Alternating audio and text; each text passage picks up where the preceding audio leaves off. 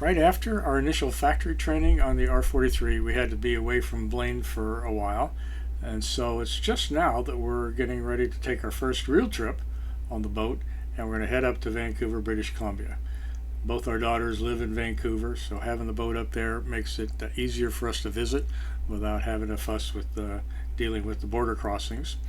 And we're planning on staying in False Creek Harbor for close to 2 weeks from mid-December until after Christmas. It's our favorite marina in Vancouver. It's got right next to Granville Island with all the amenities there and lots of great walking trails for the dogs, so it's just perfect location. The run from Birch Bay up to False Creek is 50 miles, which we did in a bit over 3 hours with an average speed of 16 miles an hour and an average fuel burn of 0.95 miles per gallon. Along the way, I measured some RPM versus performance numbers and found that those are very similar to the values that Ranger Tug has published for the R43. Although we did see better economy at the lower RPM settings, and as we noted in our last trip, the performance seemed to sag a bit around 2,000 RPM, and then as we got to faster speeds and higher RPMs, it seemed to match up almost exactly. The weather in the first half of the trip was a bit rough, so we ended up running the gyro for a couple hours. That really does seem to smooth out the ride, so we're happy we got that option. Also noted quite a few logs in the water as well. It's been rainy, and especially around the mouth of the Fraser River, we saw quite a few bits of debris. Customs clearance when we get to Vancouver is at the end of F Dock in False Creek Harbor, so it's very convenient to where we're going to end up parking the boat. We did call ahead and use the Nexus pre-clearance arrival option, and that's very useful, as almost always we're told that once we get to the dock at our expected time, and if a customs officer doesn't show up within 5 minutes or so, then we're free to go.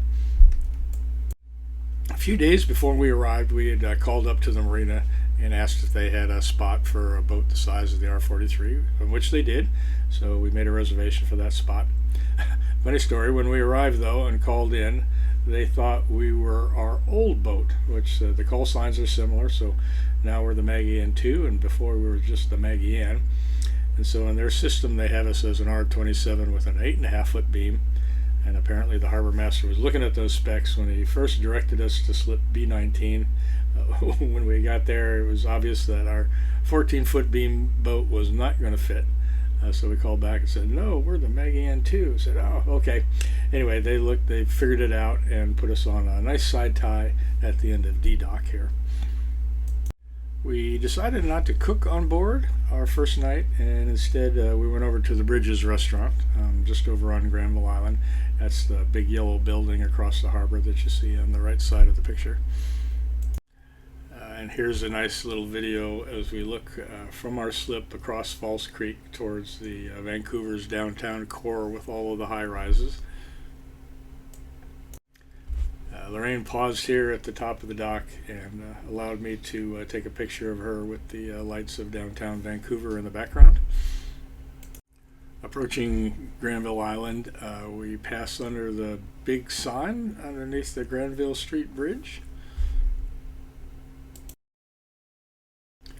They've done a real nice job of decorating with holiday lights and displays all across the island. Here's a cool example of one very close to the entrance. We've had a nice dinner at Bridges, and now we're walking back to our boat. And here's a nice view looking out over the island, from the island over towards Burrard Street Bridge.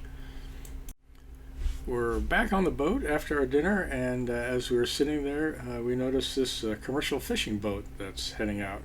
I can see a lot of traps on their back deck, but I'm guessing they're prawn traps, but I'm not really sure. We're getting ready for bed. It's a bit chilly here in Vancouver. Looks like we didn't pick the best week from a weather standpoint to come up here, but our Webasto reverse cycle heaters are really good. They've been keeping the cabin warm, so we're very comfortable. Although the master bed for the R43 is plenty big enough for three, I still thought it best for Kinsey to have her own spot. So we rigged up this platform that rests on the settee on the starboard side. and that works out really well. And you see Kenzie's getting ready for bed. She's giving us a big yawn. Lorraine's made this small Christmas tree for the boat, and I got some lights for it, and then I strung some other lights around the inside of the cabin, so it looks very festive for the holidays. All right, so it's the morning of our second day in the Falls Creek Marina. The rain has stopped, and it's a beautiful morning. We got the sun rising up over the Granville Street Bridge. When traveling with a pet, it's always a key concern to find a good place to walk your dog.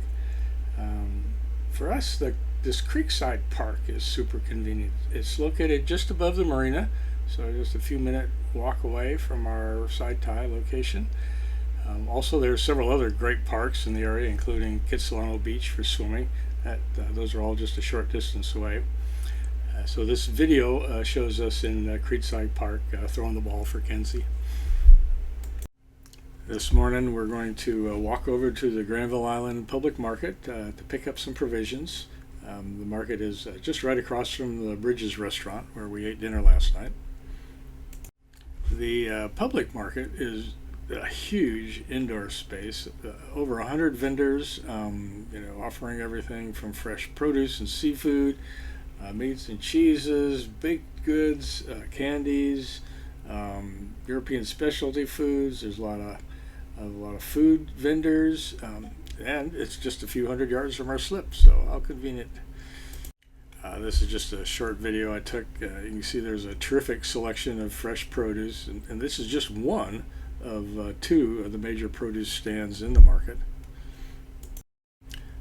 Almost all of BC's fresh produce, at least in the winter, is grown in these vast greenhouse farms in the Fraser River Delta. Hundreds of these tall glass buildings covering quite a few acres. Over the years, Granville Island has been transformed from an industrial site to its current use as a home for restaurants, galleries, and retail shops. One prominent set of buildings is the former home of Wright's Canadian Rope Company. They produce wire rope for the Army as well as international projects such as the Sydney Harbor Bridge. During World War II, this company on the island was Canada's biggest manufacturer of heavy-duty wire rope. Today, the building that used to house Wright's Rope Works is now the site of the public market.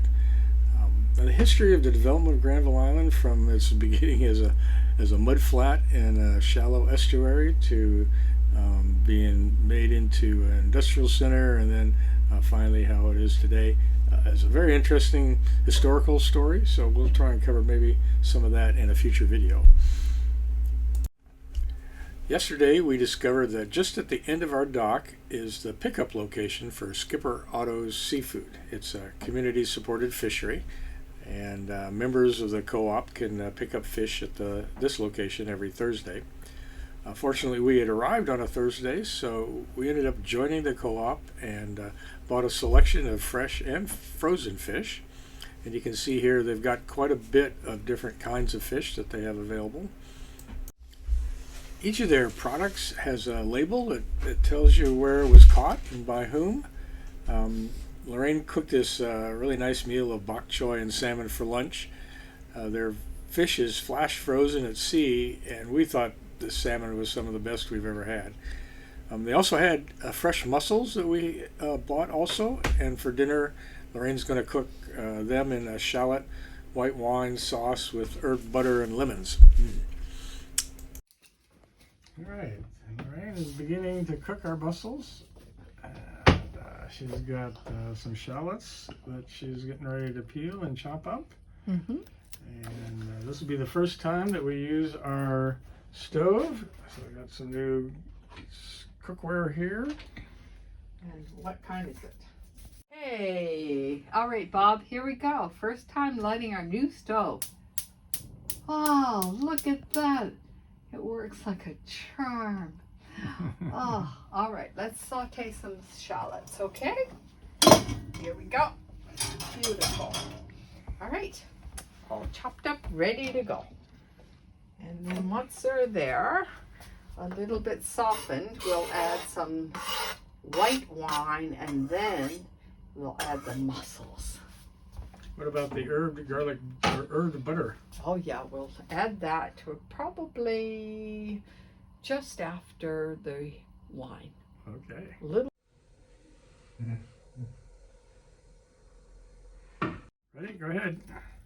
Ooh, look at that. Wow, they look like pen-cold mussels. They're so They beautiful. look really good. And here's the finished product. So delicious, with a baguette and a bottle of wine from one of our favorite vineyards, Burrowing Owl. Thanks for watching. It's been a great trip up, and I know we're going to really enjoy staying here at the marina. It's a great spot.